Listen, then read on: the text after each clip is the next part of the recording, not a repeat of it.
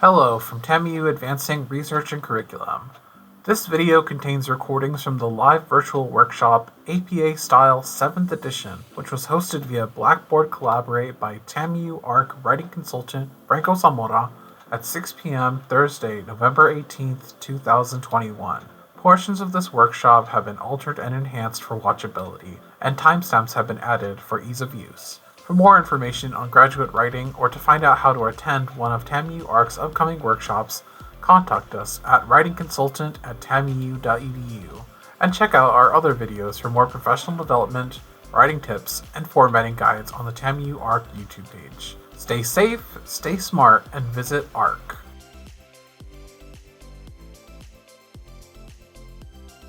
It's so great to see so many people here tonight. I'm really excited about this. All right.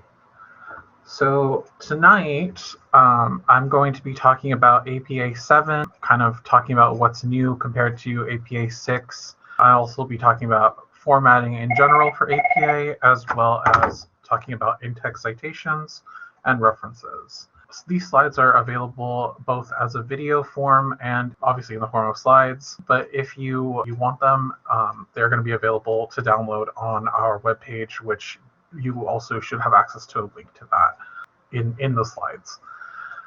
A little bit about me. My name is Franco Zamora. I am the graduate writing consultant for all graduate students here at TAMIU. I'm working with the TAMIU Advancing Research and Curriculum program, that's ARC or ARC. We primarily service graduate students working to better serve the graduate community since it's an underrepresented student population. And occasionally we do also these sorts of community-based professional development workshops like this one that are open to everybody. So if you're not a graduate student, no need to worry. This will still have important information for you, but mostly we work with grad students to do tutoring sessions, one-on-one sessions, working on their thesis projects, stuff like that. And we have a bunch of other services that are really great. If you are a graduate student and you would like help with a particular writing service, I can help you with that. I have a link to a poll, which is going to be our first activity tonight. I'll go ahead and copy that and put that in the chat here. Got a few good responses here. Let's go ahead and show everybody those. Looks like people are saying it's uncomfortable, confusing, all right, okay, no, little, maybe. This is just a word cloud, so it just kind of gives you ideas, not complete ideas, just incomplete thoughts. Fairly easy. Confusing got bigger, so lots of people say it's confusing.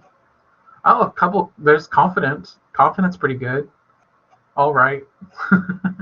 Straightforward. Seems like some people think it's straightforward and some people think it's all right, but most people are saying it's confusing because it's getting bigger. Academic, yeah, it is. I'm going to go ahead and move on then. Although the information in this presentation is pretty accurate to APA 7 formatting style, you should always remember to consult with your professor's instructions or whatever's on their syllabi.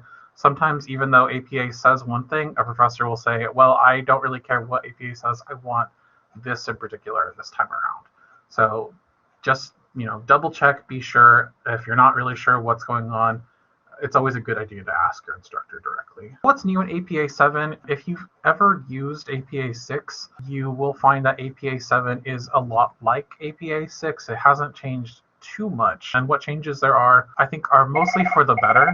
I'm going to be trying to go over those as much as I possibly can, and I'm going to try to be clear on these. Most of the changes for APA 7 are that they've added either new rules for clarity or they've made it so that there are more specifics in mind when it comes to digital sources. In-text citations are pretty much exactly the same. The biggest difference is that now whenever there are 3 authors or more, the citation is automatically shortened to et al. Before, you could have 3 authors or more that were all together like this in the example.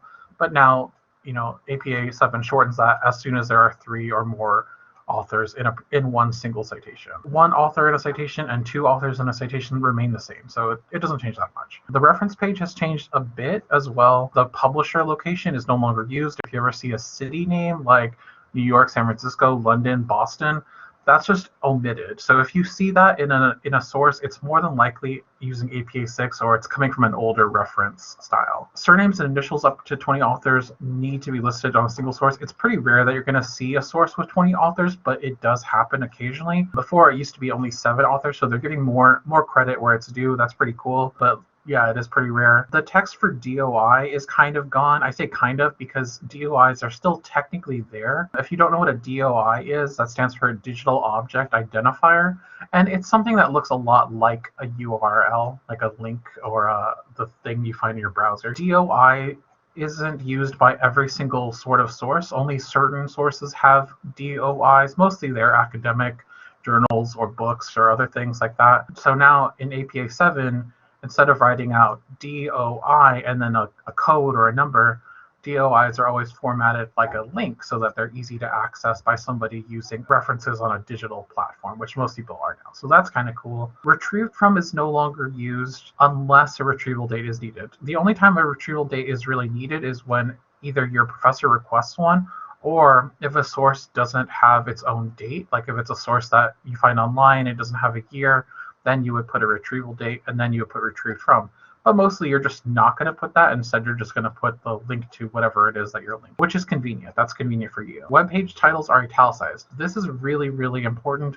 They didn't used to be like this, and this is a little bit confusing. I'm going to come back to italics later, but just know that this has changed, and the whole idea of how we do web pages is different now in APA 7. It looks a little different. Ebooks, platforms, and other devices like Kindles are no longer included on APA 7 sources. That's also kind of good. That's also for convenience. So if you end up trying to find something on a Kindle, you don't have to say that you got it from a Kindle. Instead, it's just understood that it comes from a source. There are new rules for other contributors, such as writers, directors, hosts, illustrators, etc., etc., etc. This is to give more credit where it's due.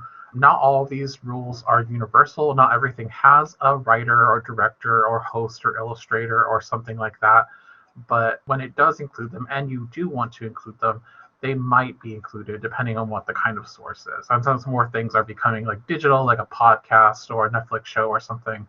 It's important to keep in mind. Leading right into that, new media citations such as podcasts, social media posts, hashtags, and so on. You can, cite a tweet in APA 7. You couldn't really do that before in APA 6. Now there are actual rules for that sort of stuff. So if you're into that, I guess that's kind of cool. Moving on, these are also things that are new. This is more like stylistic things and formatting general things. These other things were about references and citations. This is more about the whole paper. Bias-free language and inclusive language is now the norm in writing style for APA. That's always kind of been the case in academics. You want to be as bias-free and inclusive as you possibly can. But now it's like it's in the actual guidebook. Singular they and their pronouns are now used as gender neutral pronouns for singular individuals, so that's kind of cool. Instead of using adjectives as nouns to label groups such as the poor and the disabled or anything like that, APA uses what's called person first language, where they put people living in poverty or people who are disabled. It's that putting that person first. That's why it's called that. That's the standard for writing styles now, so that's something to keep in mind. And instead of broad categories such as people over 65, it's people in the age range of 65 to 75. So it's more specific when talking about certain groups. And APA has a list of all these things that it recommends in its APA guidebook if you're not sure you want to be more inclusive. So that's cool. Again, this kind of also comes down to what your major is and what your professor wants you to do here. For formatting, there is a variety of new options, such as more kinds of fonts and font sizes, but you should always defer to what your professor wants. Running head is no longer the standard for student papers unless required by a professor. I've been seeing that most professors are not requiring running head for their students anymore. Instead, they just include the page number. I think that's kind of cool. Running head was kind of annoying, in my opinion. It used to be a text that was at the top left side of a page that included the text running and then head and then a shortened version of your title on a paper. Now that's gone, and if it is used, it's just the title of your paper that's used. So that makes things a lot simpler for students and for everybody involved in writing for APA 7, so that's cool. And only one space is used at the end of a period, at the end of a sentence. That's been the standard for a very long time. If you remember back when they used to use typewriters, you used to push 2 space bars after the end of a sentence. Of course, we haven't written on typewriters in a while, so APA finally struck that rule. title. This is kind of a more general stuff. This is more formatting your title page. Like I said, running head's not required unless your professor requires it. And then this is generally what the title page of your paper will look like. Sometimes your professor will omit one of these things or they'll include an extra one, but generally you want to give your paper some sort of title. It's usually a good idea, even if you're just going to title it something like final paper or paper number 2, you could do that.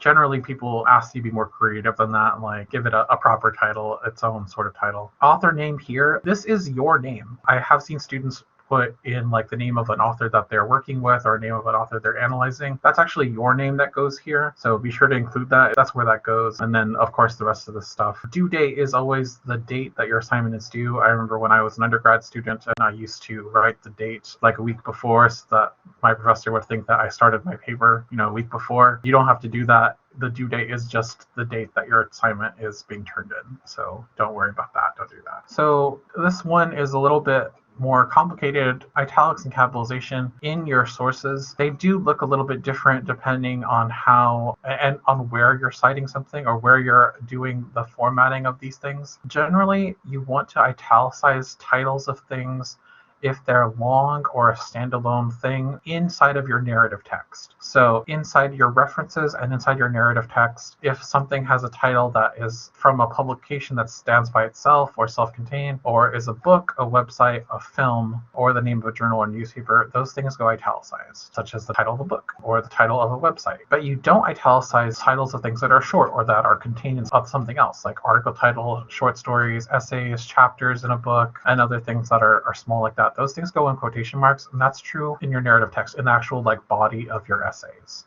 That's when those things would go in quotation marks. Usually in your references, that's not the case, and you would just kind of like leave it alone and not put quotation marks around it. But of course, like there are rules that vary, so just be careful with that one. And then capitalization, there's kind of two different kinds of capitalization when it comes to titles. Titles can come in either what's called title case, which is kind of like what you normally think of when you think about a title, where most of the letters or most of the first letters of a title are capitalized except for the small ones. Anything that's less than 3 letters doesn't usually get capitalized. So like Lord of the Flies, Harry Potter, American Psychological Association, like those things get a title case. Or when you put them in title case, rather, they go like this. Then there's the other one, which is sentence case, where only the first letter of the first word, as well as any proper nouns, would get italicized. So like this one comes up a lot in references, especially when it comes to when you're referencing something like the title of a book.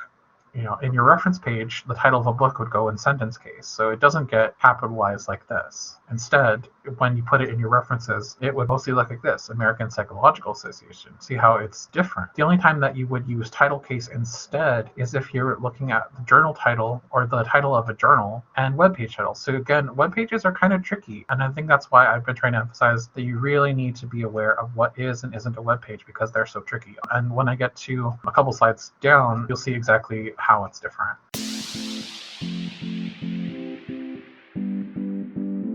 So when should you be citing things? This is just more of a general thing. It's not necessarily like about APA, but I think it's important to consider because a lot of people aren't really sure. You should really be asking yourself, do I need to cite this? And then think about these questions. If the knowledge comes from someone else's brain, that's not your brain.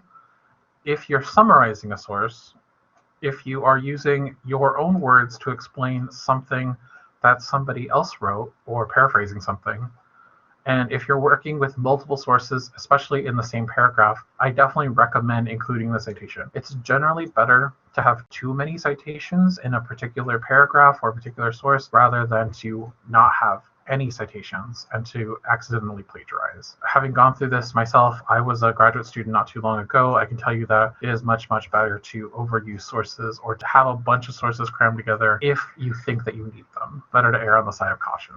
So now, if you look at these, I'm curious to know which one of these you think is correct, or which ones you think are correct. The first one is correct. What about the second one? It is correct, actually. What about this third one? Yeah, also. What about this fourth one? Yes, it is also correct. They're all correct. All of these are correct. They're just all different ways of formatting in-text citation APA 7. All of these are different. They have different needs. So not all of these are the same kind of citation, and not all of these have the same rules. So let me show you that. This is a much more complete list of in-text citation and possibilities. I know these are a little bit small. If you can't see them, I definitely recommend using the Google Doc. Yeah, these are all just different possibilities for citations. There's the classic singular parenthetical citation with one author, where you have the author's last name followed by a year, and there's always going to be a comma between the author and year at the end of the sentence. The period goes on the outside, as you can see. Then you've got what's called a narrative citation, where you introduce the author in the actual text here, like this, and then follow that up with the year and parentheses like this. This also counts as a citation. It is correct. It's embedded in the sentence, and that means that there's no need for a citation at the end because it's already over here. This is what's called multiple citations stuck together, where you see that there are actually two sources here that are back to back. They're two different sources, but they're basically saying the same thing or agreeing with each other or being used in the same way. So they actually go like this, and they're always alphabetical, separated by a semicolon. Works that don't have an author, they use either the title of the work in italics if it's long, or the title of the work in quotations if it's short. You never want to leave this blank. You always want to have either the author's name or the name of the work in place of works that don't have an author. Never just put no author. You always want to have some kind of author here. For works with two authors, you just separate those two authors with an ampersand. For works with three authors, like we discussed earlier, you use this text at all, which means and all. You can also use a group in place of an author, a group that wrote the thing or that counts as the author. If you have an organization instead of an actual person, that's something that can be done. The rest of these are all things that don't really come up as much, works with the same author in different dates, works with the same author and the same date, works with authors with the same last name, and then multiple works with 3 or more authors that share the same last name. These are things that are silly, but they do happen sometimes, especially when you start getting into grad school and you start working with people who have published lots and lots of things. If a work doesn't have a date, which is this last one here, you would use ND, which stands for no date. But you always want to make an attempt to locate a date. I'll show you that sometimes you have things and it should have a date, but it just kind of doesn't. That's really common with digital sources.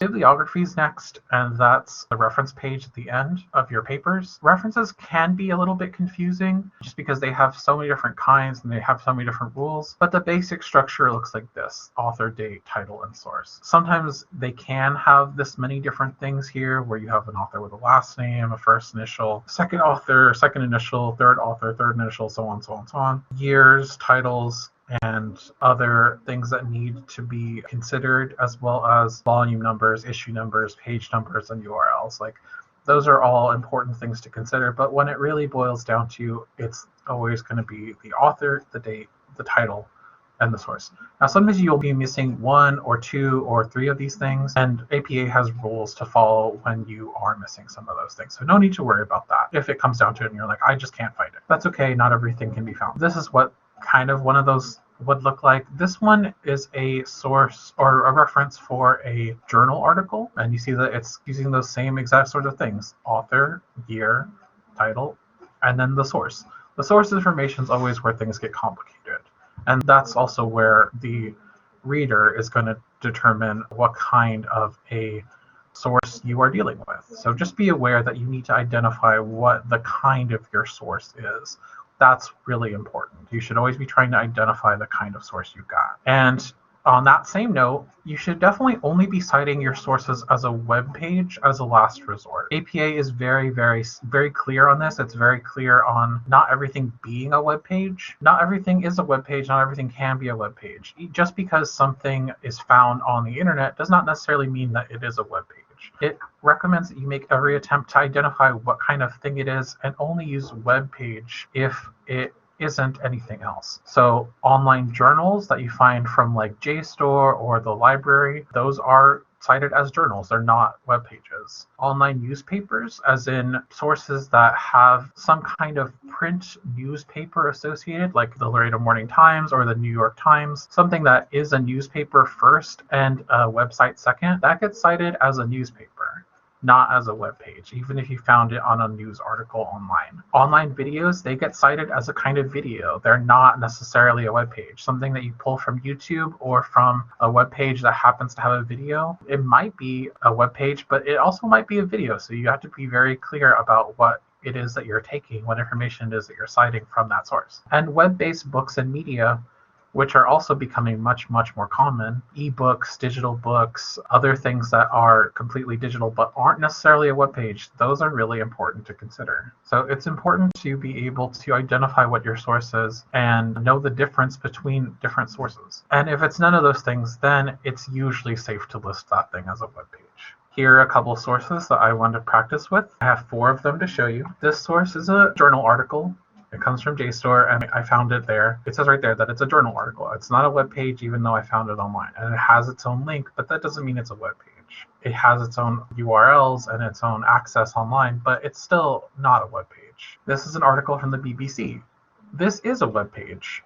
The BBC doesn't have a newspaper associated with it. It's just an online news source. So this could be safely cited as a web page. But you have to make sure that it doesn't have its own newspaper or that it's not a book or anything else. And in this case, I'm not citing the video either. I'm citing the actual website itself, the web page here. This I took from the Laredo Morning Times, our local newspaper here on Laredo. This one is from a website. It is from the LMT Online, but it actually comes from a news source that has a print newspaper associated. I could go get the physical copy of this news source and I would be able to find it. And if it was the same, I would have to cite it as a news source.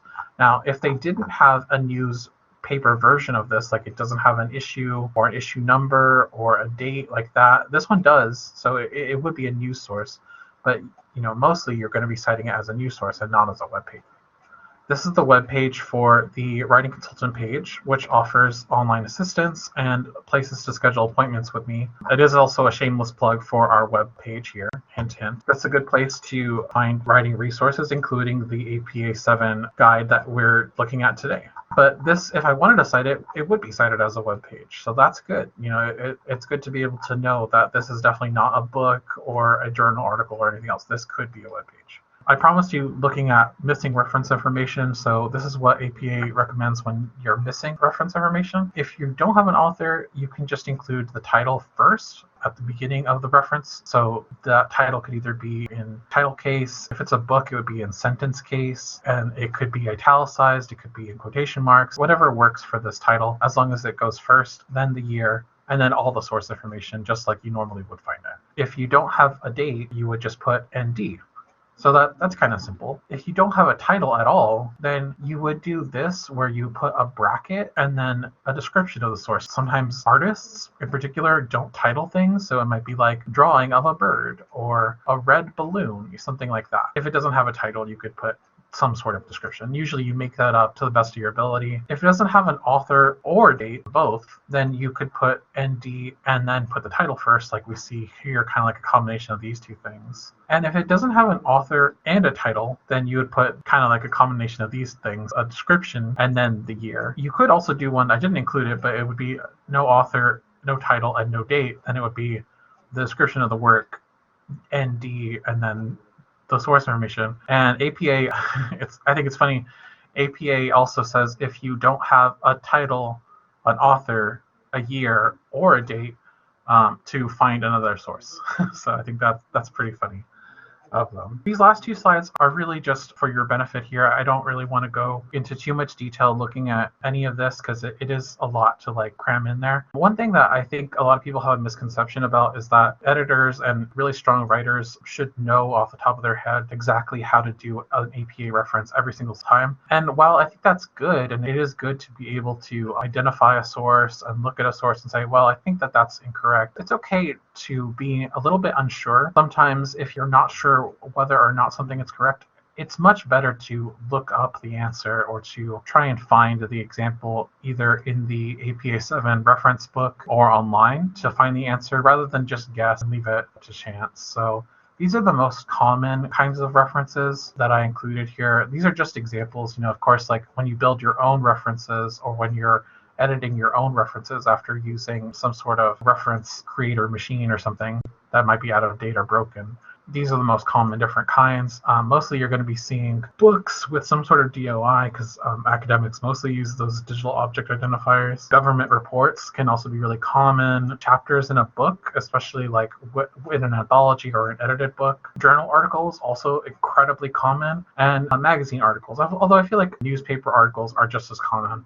These are some of the most common ones. And you see that they're all pretty similar. They've got that same author, year, title, and then source, where the title pretty much looks the same. I think the major difference here is that when you start getting into articles, they also ask you for things like page ranges and issue numbers and volume numbers. And those things are important to include. They help differentiate between different kinds of journals and different years of journals. So really, if you have that information and it says very clearly, like, this is the volume number, this is the issue number, you want to make sure that you include that to the best of your ability. And then the part two of this, again, there's those newspaper articles, and then there's the web page that I keep talking about. The thing about web pages, I think that confuses me or that trips me up personally, is that you see that the title of the web page itself is placed there not in italics, whereas the journal title would be. Psychological review, it goes in italics. A book title, it goes in italics. But when it comes to a web page, it's got completely different rules. It looks completely different. It's the title of the web page that gets italicized instead. So it's really, really important to know when something is a web page so you can format it correctly. And sometimes professors will be lenient about this. I feel like more and more professors are becoming lenient about this. But for every lenient professor I see on this, I also see ones who are saying, no, I want it to be correct and I want it to be exact. Make sure that you're doing what your professor asks you to do. So you want to be aware. These other types of things are not as common. Artwork in the museum, YouTube videos, and television series, not as common, but I am seeing more and more of them. APA is very exact. It's very specific when it comes to what kind of source something is. And if you have questions now about APA 7, feel free to ask them.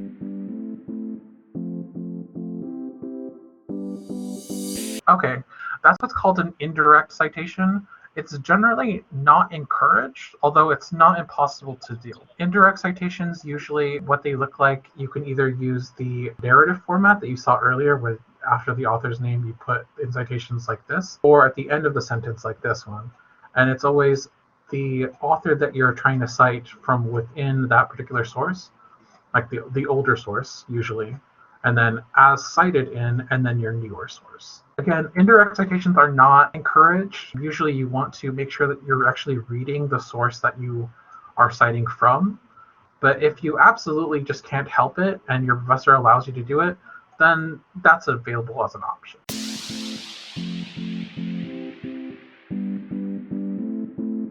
Sure. I think there is some confusion because I did a poor job of including this as an example. Here I included this just as an example, just so you can see that the American gets capitalized, but the rest does not. That would also be the case if it was like over here. But this is just an example. When it comes to this one here, where it's like Oxford or Psychological Review, this is the publisher, in this case for the book, so it goes capitalized.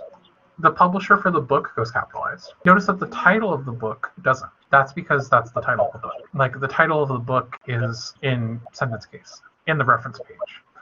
In the narrative, it would actually be italicized and in title case. See how it gets very tricky, right? Like on the reference page, it shows you one thing. In the narrative, it shows you another thing. The rules are different for each of them. Yeah, it's a good question, and it is a tricky one.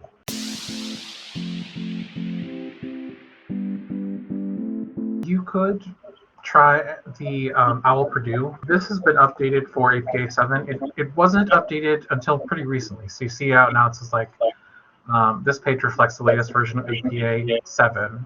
So this is reliable. It doesn't have everything that you want. When it comes to very, very specific questions, you're better off looking it up in the actual manual. Now, we actually have a hard copy of the manual here in the graduate ARC office. So if you needed to, you could either email me and be like, I need you to look up this very specific information, or you could just come in and borrow it. My email address is writingconsultant@tamiu.edu, and we're in Pellegrino too. I don't believe APA has a digital ebook yet. unfortunately. But you could try to get like a cheaper option, like one of the spiral bound handbooks. Those are usually pretty cheap. They're like $10, $15.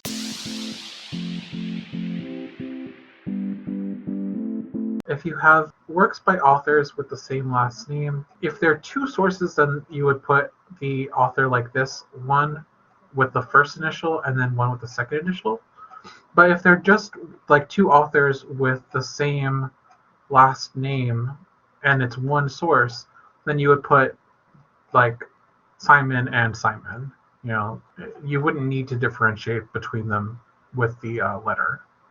You only need this letter if they're two sources. If it's one source, you just put like Johnson and Johnson, you know. And then in the reference page, you know, it'd be the same, just like any other reference with two authors, where you would have, you know, author one with their last name and then the other one. Now, if they have the same initial, then you would write up their whole name. Yeah, and it's a good question because, like I was saying earlier, like sometimes we look at these where it's like, oh, works with the same author with the same last name with when there's three or more of them, blah blah blah. Like these scenarios seem silly until you run into them in real life, and then it's like, oh, what do I do now?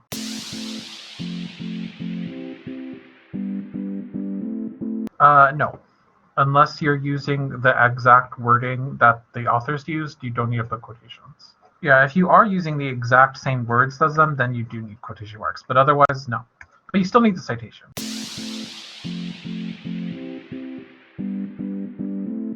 You don't need to put the paragraph unless the paragraphs are numbered. If you have a page number that it came from, which if you're paraphrasing, you don't need to include the page number, but it is a good idea to do so. It's not required by APA, but if you have the page number that it comes from, it's a good idea to include it.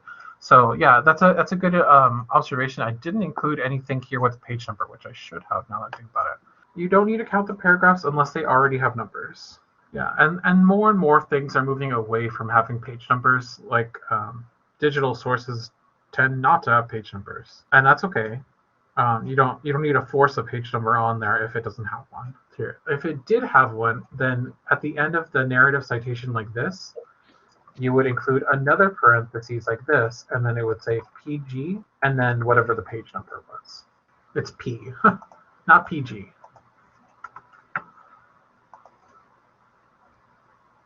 Yeah, so P would be for page, and then PAR would be paragraph. But again, if you don't have paragraphs, like they're not actually numbered in the work that you're citing, don't include them. Most things don't have numbered paragraphs, but sometimes you'll see them some other kind of work that happens to have page numbers or paragraph numbers. Paragraph numbers are pretty rare, though.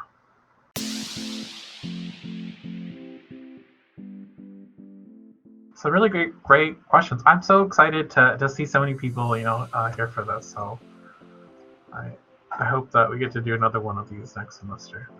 We are a fairly new program on the TAMIU campus. We just started operating in January 2020. So you usually have 7 to 10 workshops a semester. So, and that's pretty much all I have for you. Come by the TAMIU ARC office. We are in Pellegrino 203 on the campus. Be sure to follow us on social media. We've got a YouTube page where we post videos of recordings of these sessions, as well as other tips about writing. And we also have a Facebook page that you can as well as a Twitter.